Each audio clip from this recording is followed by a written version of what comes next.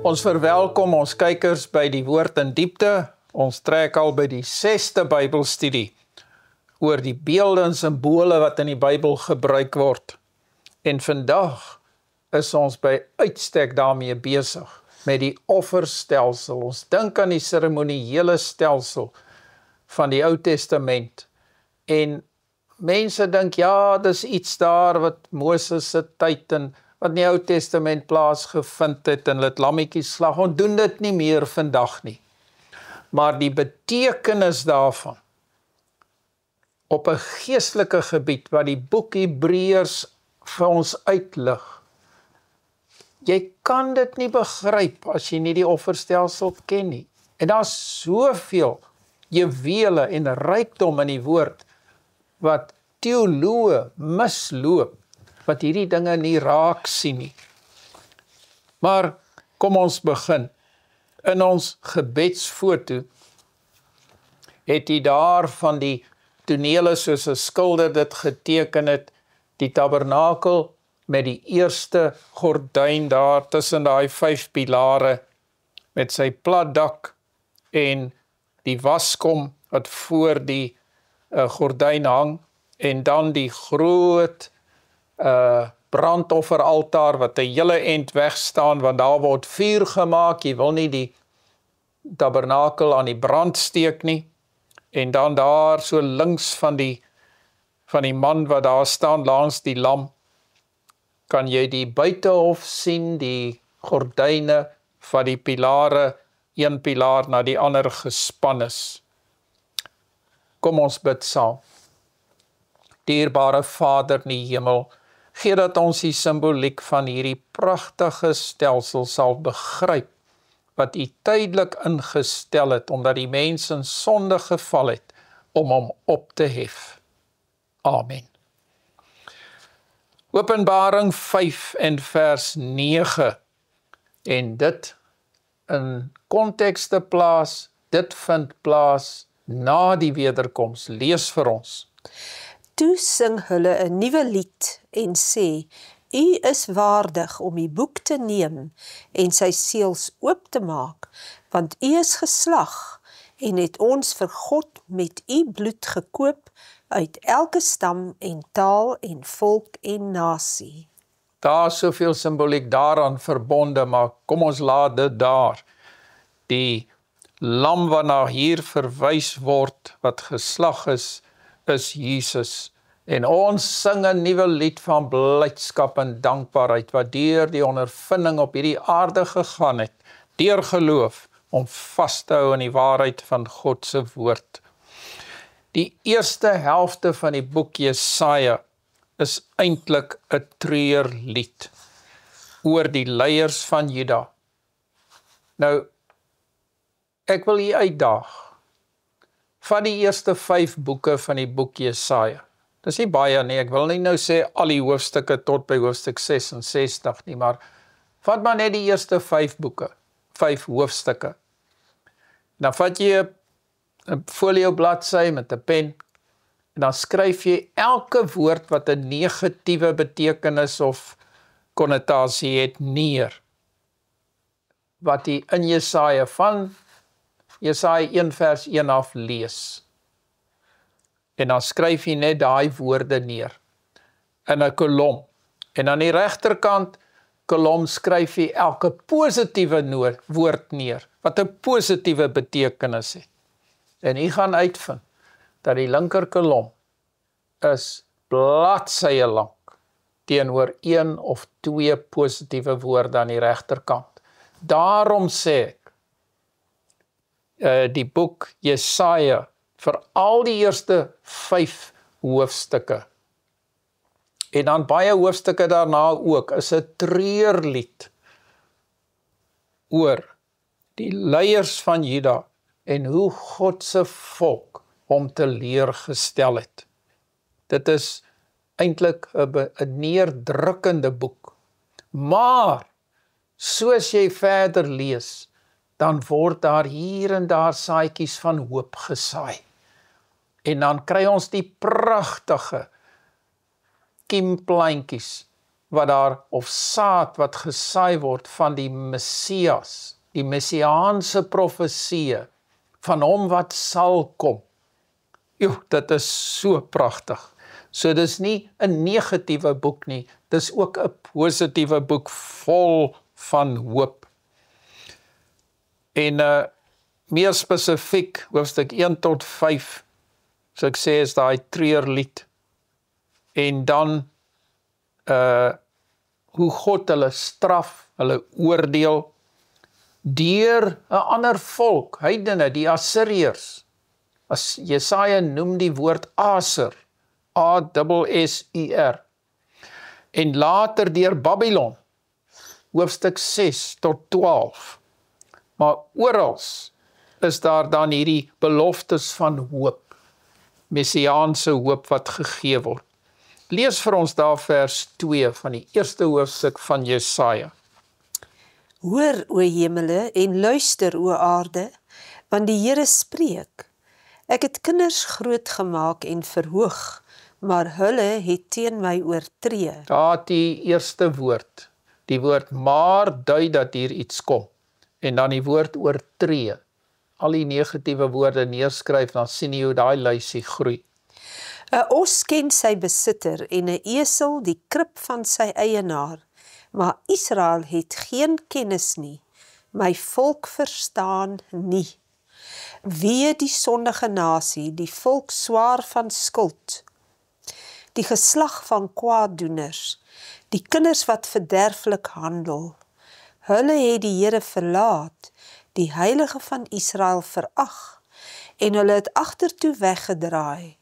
Waar wil julle nog geslaan word, dat julle voortgaan met af te wyk? Die hele hoof is siek, en die hele hart is krank.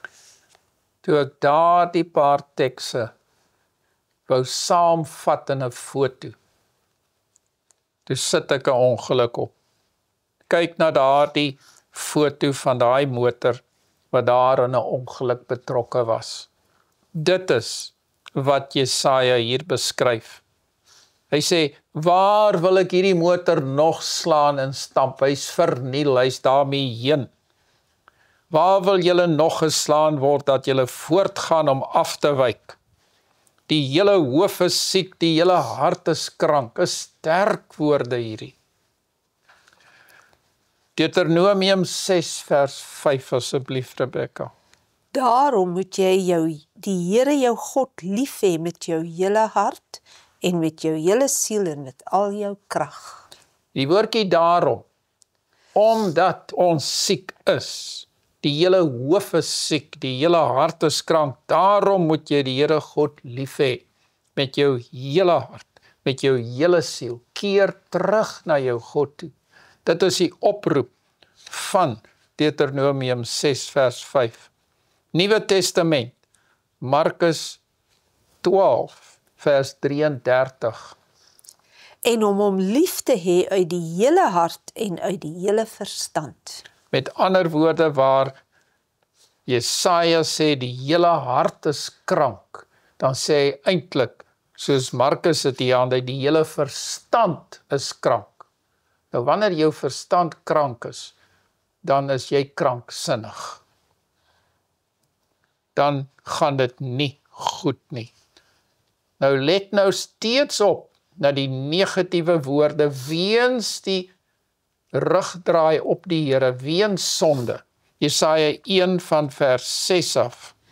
Van die voetsool af tot die hoof toe is daar geen heel plek aan nie, maar wonde en kwesplekke en vars houe. Hulle is nie uitgedruk of verbind of met olie versag nie. Julle land is 'n wildernis, julle stede is met vuur verbrand.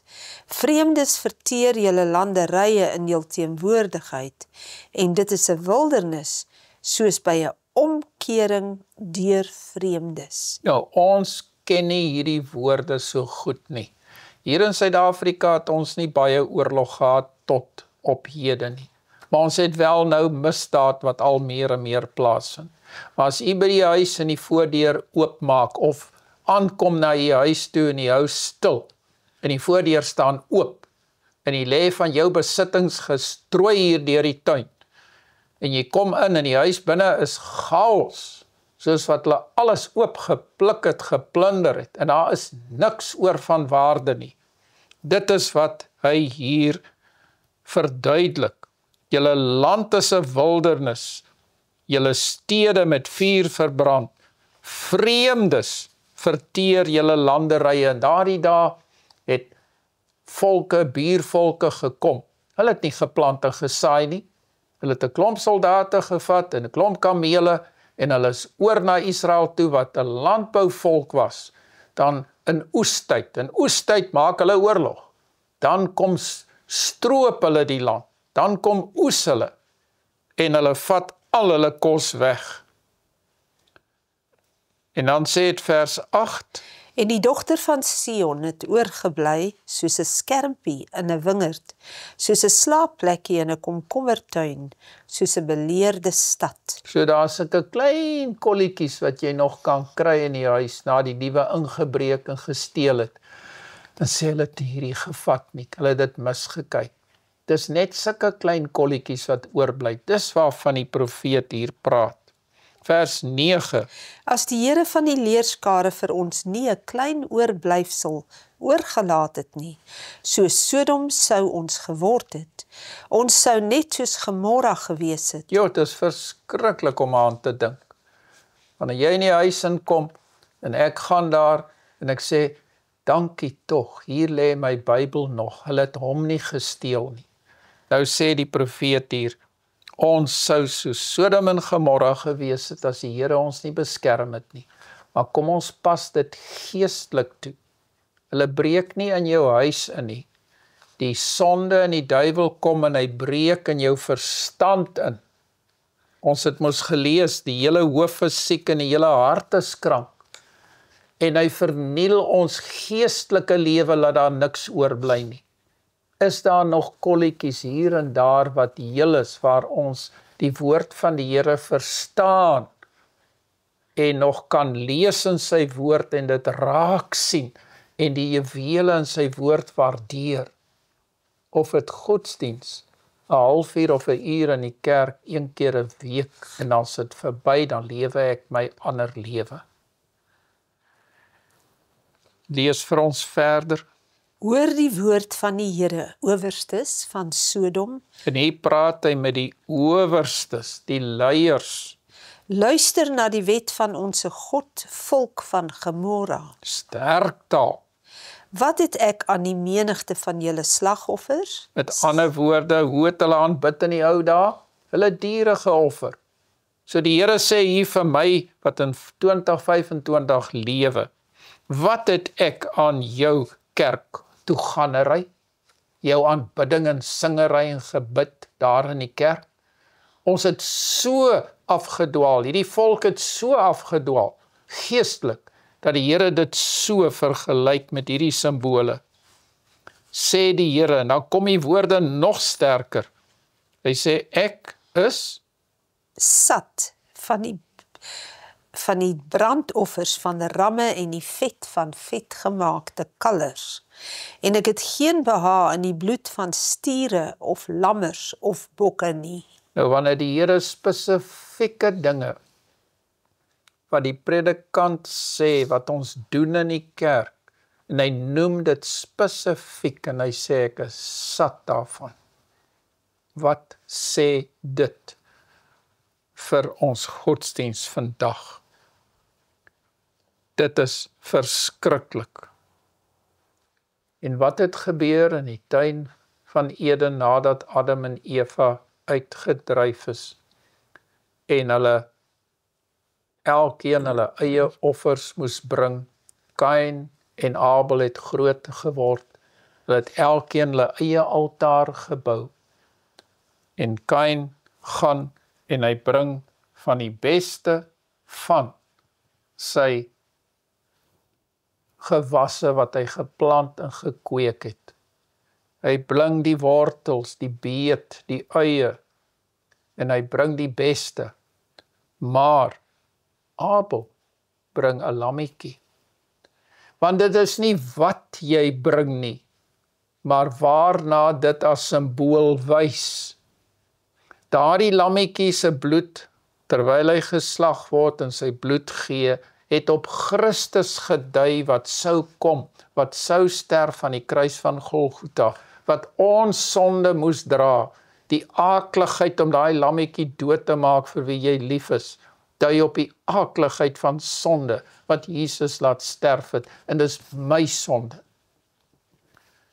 Die pragtige pampoene en geelwortels en die beet en watter groente ook ek uit die tuin bring, die appels en die pere. Dit wys nie na Christus nie, dit wys op my tuin en hoe goed ek kan tuin maak. Dit kan slegs as 'n dankoffer uit dankbaarheid vir God se genade gegee word, maar nie as 'n brandoffer nie. En so het Kain nie begryp nie. Hy het nie geloof gehad in die belofte van 'n komende verlosser nie. Die tydelike seremoniële tipe diens, dit was tydelik, dit was seremonies en dit was 'n tipe, 'n simbool, iets wat vooruitgewys het in geloof na die lam. Nie hierdie lammetjie wat geslag is nie, maar die lam na Christus wat vir ons sou sterf op die kruis. Die ware offer wat later sou kom, wat beloof is in Genesis 3 vers 15, om aan die kruis te sterf vir my sonde. Daarom het Kain se offer niks beteken nie. Dit was eintlik net selfverheerliking. Lees vir ons Jesaja 1 vers 12. As julle kom om voor my aangesig te verskyn, wie het dit van julle hand geëis, om my voorhoewe te vertrap? Bring nie meer skynheilige offergawes nie. Gruwelike reukwerk is dit vir my. Nuwe maane en sabbate, die uitroep van samekomste. Ek verdra geen ongeregtigheid en feestyd nie. Julle nuwe maane en julle feestye haat my siel. Hulle is my 'n oorlas. Ek is moeg om dit te dra. En as julle jul hande uitbrei, bedek ek my oë vir julle, ook as julle die gebed vermenigvuldig. Dan luister ek nie, julle hande is vol bloed. Dis verskriklike woorde hierdie. En dit is omdat godsdiens nie eg was nie, nie uit hulle hart gekom het nie. Dis dinge wat ons moet doen, soos iemand wat dit op 'n lysie aftik. Jy moet dit doen, dan moet jy dit doen. Nee, jy kan nie dit nou doen nie, dit kom net nou. Dan moet jy dit doen, dan moet jy dit doen, dan moet jy dit doen. En die dinge was gedoen. Mense het gestry oor die waarde van 'n lam. Want hier verloor ek R2 en daar wen ek R5. So ek wil nie daai lam, ek wil hierdie een offer. En dit gaan oor geld, oor hulle eie besit, oor hulle eie sake. Dit was nie meer 'n tipe diens wat vooruitgewys het na Christus nie. Die dinge was vir hulle belangriker as die Here van die dinge. Dit was iets verskrikliks. Jesaja 56 en vers 6, maar voor jy dit lees, hierdie hele toestand wat hier beskryf word en wat Jesaja hier in vers 15 sê, julle hande is vol bloed. Toe ek laas 'n bloed aan hande gesien het, kyk hier na die bygaande foto. Daar is nie net 'n ongeluk nie, maar 'n reeks voertuie wat aan mekaar vasgery het. En as jy daar staan by die graf van daardie mense wat daar begrawe is, dan kan jy nie hierdie karre echt agteruit laat ry en die ongeluk ongedaan maak nie. Hierdie persoon wat dronk was, wat voor die ander ingeswaai het en die ongeluk veroorsaak het die dood meegebring vir onskuldige mense wat met vakansie was. En so sal 'n dronk bestuurder die dood van mense veroorsaak en dit bring baie hartseer en bitterheid na vore. Lees vir ons Jesaja 56 vers 6. En die uitlanders wat hulle by die Here aangesluit het, om hom te dien en om die naam van die Here lief te hê, deur sy knegte te wees, elkeen wat die Sabbat hou, sodat hy dit nie ontheilig nie, en hulle wat vashou aan my verbond, hulle sal ek bring na my heilige berg, en ek sal hulle vreugde laat smaak in my huis van gebed. Hulle brandoffers en hulle slagoffers sal welgevallig wees op my altaar, want my huis sal 'n huis van gebed genoem word vir al die volke. Hier in Jesaja 56 vat die Here dit so mooi saam in die woorde van Jesaja. Hier stel hy belang nie net in sy gekose volk nie.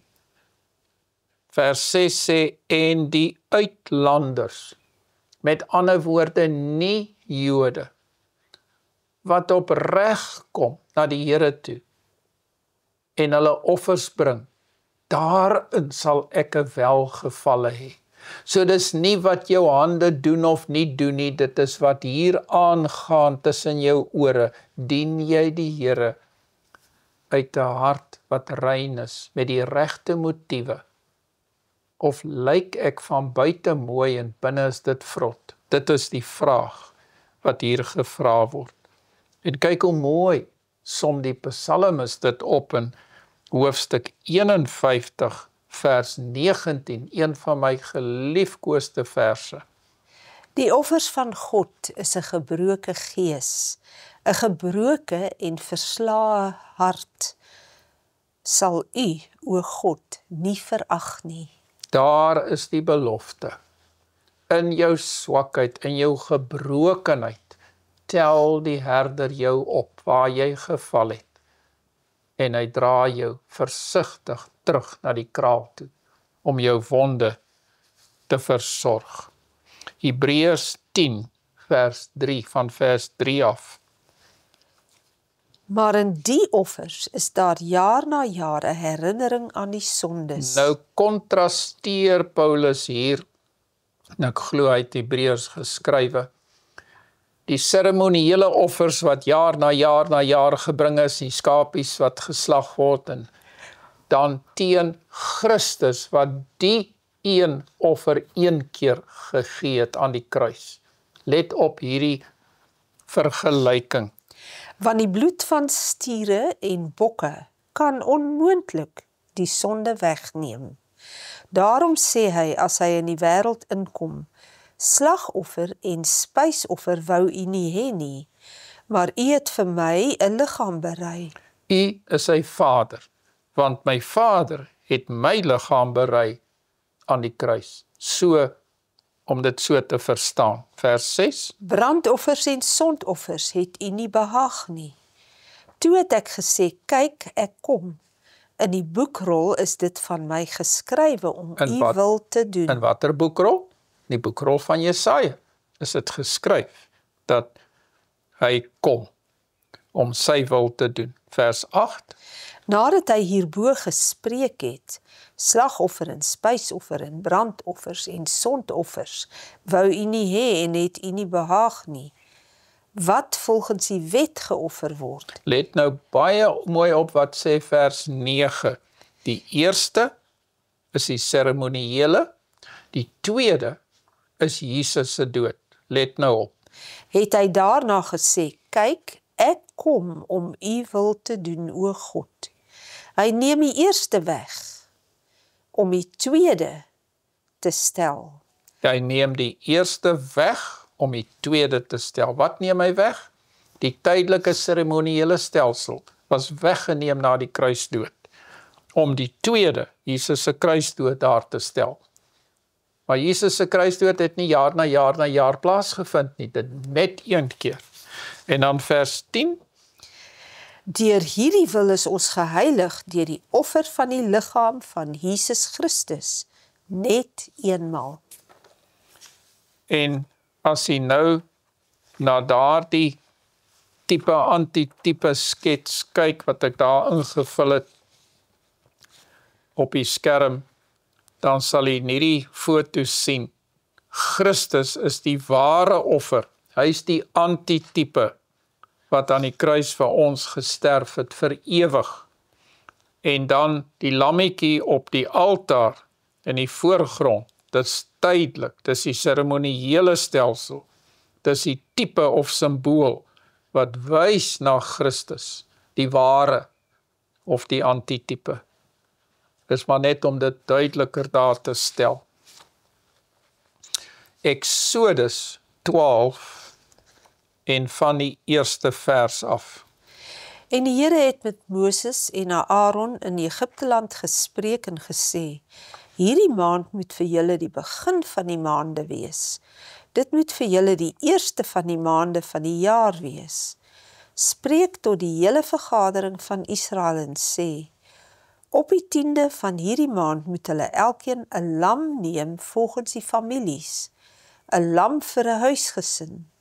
Maar as 'n huisgesin te klein is vir 'n lam, dan moet hy en sy buurman wat die naaste aan sy huis is, dit neem volgens die sieletal. Na wat elkeen gewoond is om te eet, moet julle die getal op die lam bereken. Julle moet 'n lam hê sonder gebrek, 'n jaar oud rammetjie. Van die skape af van die bokke kan julle dit neem. En julle moet dit in bewaring hou tot die 14de dag van hierdie maand. En die hele vergadering van die gemeente van Israel moet dit slag teen die aand. En hulle moet van die bloed neem en dit stryk aan die 2 deurposte en aan die bodrumpel, aan die huise waarin hulle dit eet. Ja, kom ons staan net daar stil vir 'n oomblik. Hier is so baie simboliek aan. Ons gaan net 'n paar puntjies hier uitlig. Die lam wat hulle moes slag, terwyl hulle daar in Egipte was. Ons noem dit die Pasga. Die Pasga moet gevier word. Wat dui nie net op hulle verlossing uit Egipte nie, maar op Jesus wat sou kom om hulle te verlos. En dan sê dit hier, moet dit slag teen die aand. Wanneer het Jesus gesterf? Hy het daardie middag laat, 3 uur aan die kruis gesterf. En daardie aand het hulle hom begrawe in Josef van Arimatea se graf. En dan moet hulle die bloed neem en dit stryk aan die deurposte. En so het Jesus se bloed teen die kruis, die dwarsbalk en die kruis afgeloop. Dis alles vooruitwysings daarna. En dan wanneer hulle dit in geloof gedoen het, dan het die engel by daardie huis, die engel van die dood, verbygegaan. Lees vers 8. En hulle moet die vleis in dieselfde nag eet, oor die vuur gebraai. Saam met ongesuurde brode moet hulle dit met bitterkruie eet. Ongesuurd. Jesus het ook verwys en vir sy disippels gesê, pas op vir die suurdeeg van die fariseërs.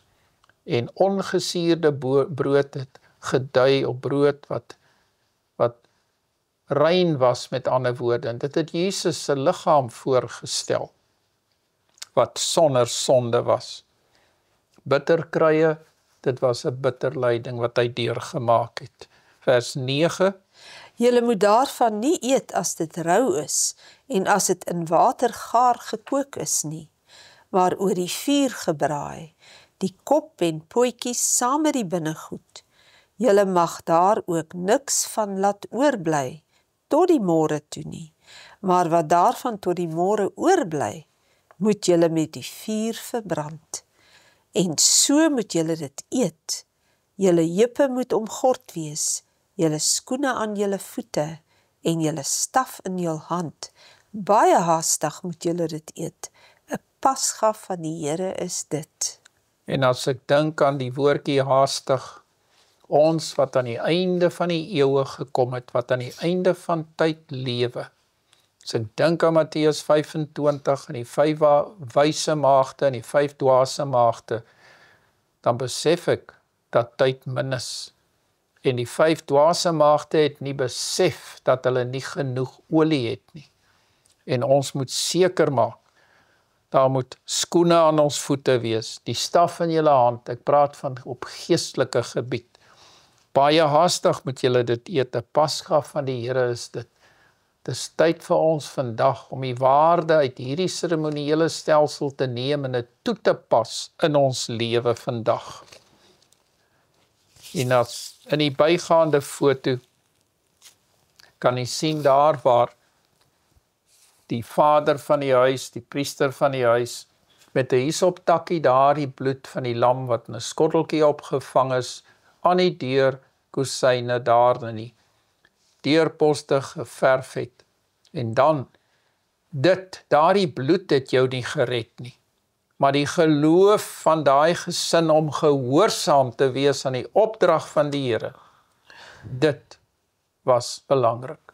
Net soos die sappe binne in die vrug van die boom van kennis van goed en kwaad nie vir Adam en Eva doodgemaak het nie, maar omdat hulle teen die Here ongehoorsaam was en nie geluister het wat hy gesê het nie. Hulle was disloyaal.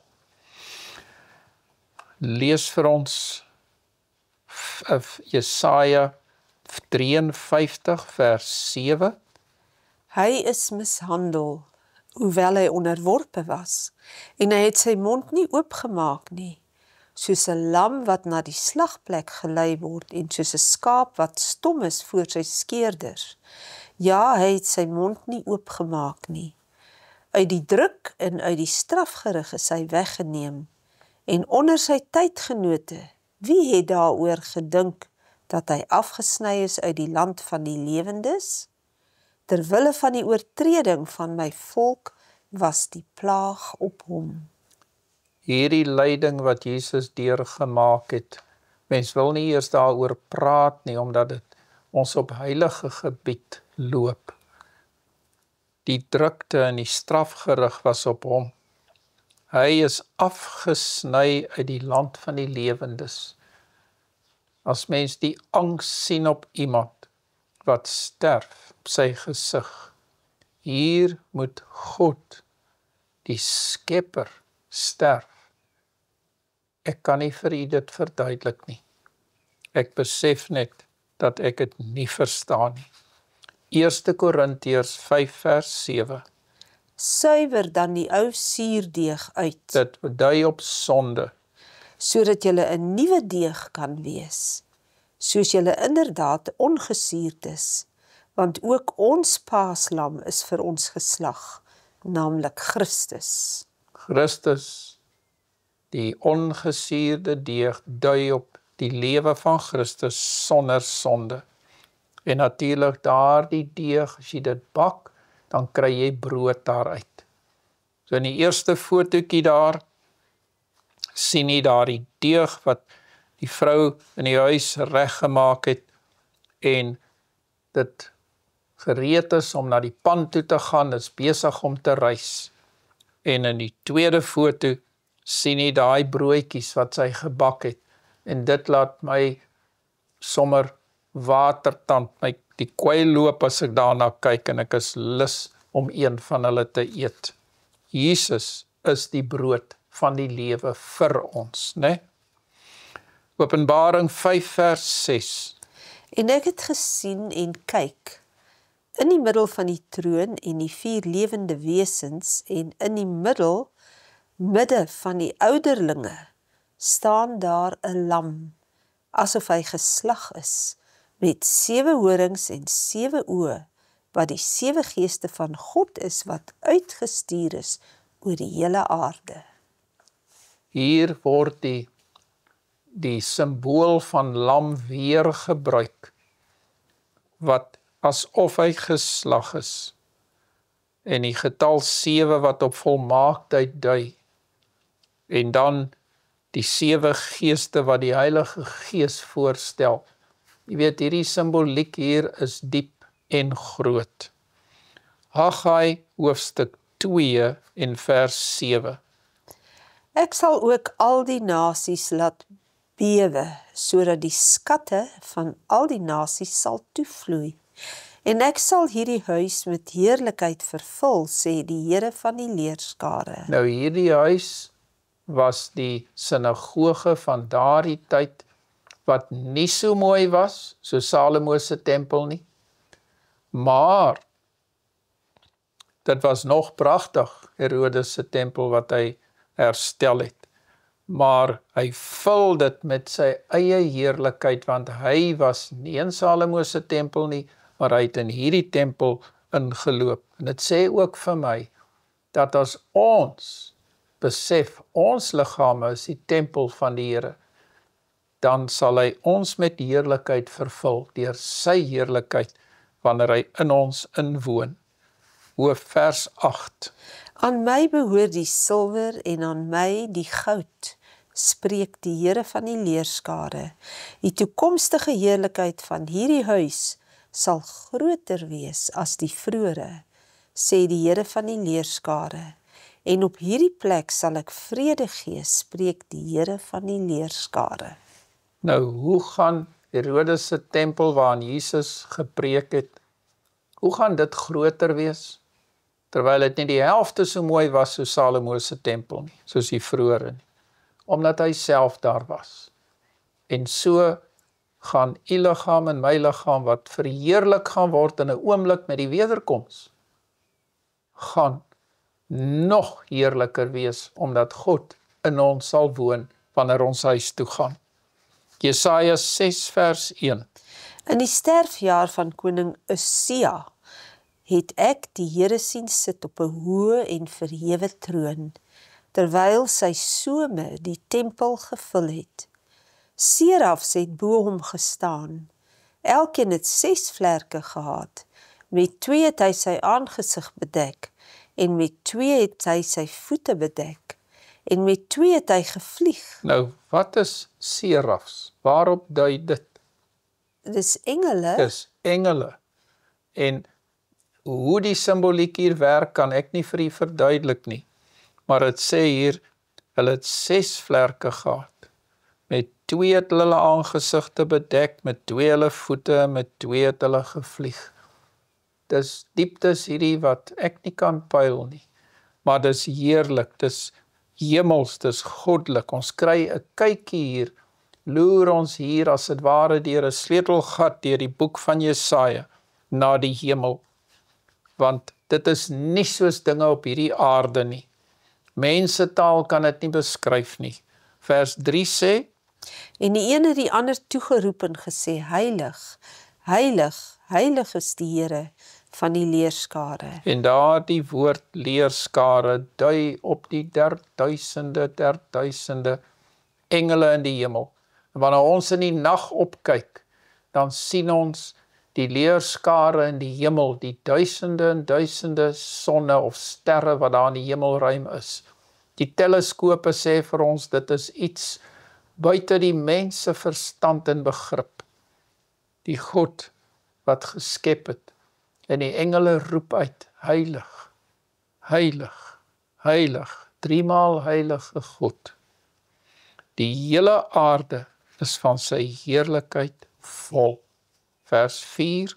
En die drumpelposte het gebewe van die geluid van die roepers, en die huis het vol rook geword.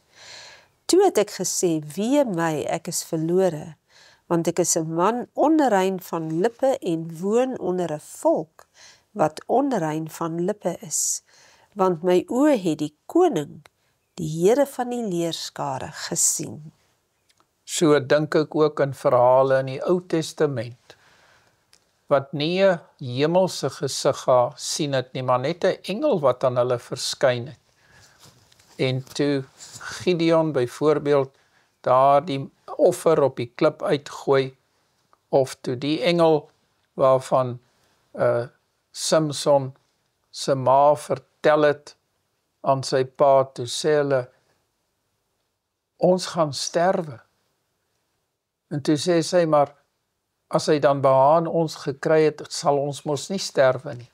Maar hoekom voel die mens sy sonde? Hoekom sien hy sy sonde in? Hoekom voel hy onrein?